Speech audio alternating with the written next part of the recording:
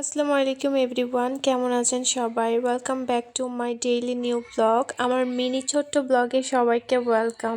কদিনের ছুটিতে পড়ার বেহাল অবস্থা, এই জন্য ঘুম থেকে উঠে আগে পড়তে বসছি। আর কিছুক্ষণ পড়ার পরে বাইরে এসে দেখি আমার ফ্রেন্ড মাংস নিয়ে বসে আছে। মানে আজকে মাংস রান্না করা হবে, যেহেতু ওরা বেশি পারে না, যার জন্য বসেছিল। তারপরে আমি এসে দেখি দুই রকমের মাংস, একটা দেশি মাংস ছিল আর একটা মানে ব্রয়লার মুরগির মাংস ছিল। তো আজকে দুইটা মিক্সড করে রান্না করা হবে, অনেকগুলোই হবে। তো ওরা বলতেছিল যে রাত্রেবেলা খিচুড়ি হবে আর এখন দুপুরে যা হবে খাওয়া হবে। তো এদিকেও পেঁয়াজ টেয়াজ কেটে নিচ্ছিল আর এদিকে আমি ভাতটা দেখতেছিলাম, কারণ অনেক ক্ষুধা লাগছে, রাতেও খাই নাই, একবারে দুপুরে খাবো, যার জন্য বেশি ক্ষুধা লাগছে। তো ওরা বলতেছিলাম তুই বাকিগুলো করে নে আর আমি ভাত দেখতেছি। তো এদিকে সব আগেও পেঁয়াজ রেখে আগে আদা রসুন কেটে নিচ্ছে, কারণ পেঁয়াজ আগে যদি কাটা হয় তাহলে চোখ দিয়ে পানি চলে আসে, পরবর্তীতে আদা রসুন কাটার মতো কোনো অবস্থা আর থাকে না।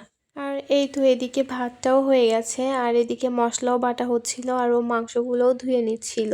আসলে সকালের খাবারটা আমার না খেলেও চলে, কিন্তু দুপুরেরটা একটু টাইমলি মানে থাকা লাগবে। এদিকে আমি সবগুলো মশলা সহ পেঁয়াজগুলো ভেজে নিয়েছিলাম আর পেঁয়াজগুলো একটু নরম হয়ে আসার পরে তার মধ্যেও আদা বাটা থেকে শুরু করে সবগুলো মশলা মিক্সড করে এর মধ্যে দিয়ে দিই আর মশলাটা একটু কষিয়ে নেই। আমার থেকে সব থেকে মশলা কষিয়ে তারপরে মাংস দেওয়াটাই ভালো লাগে, মানে কাঁচা কাঁচা গন্ধটা আর থাকে না।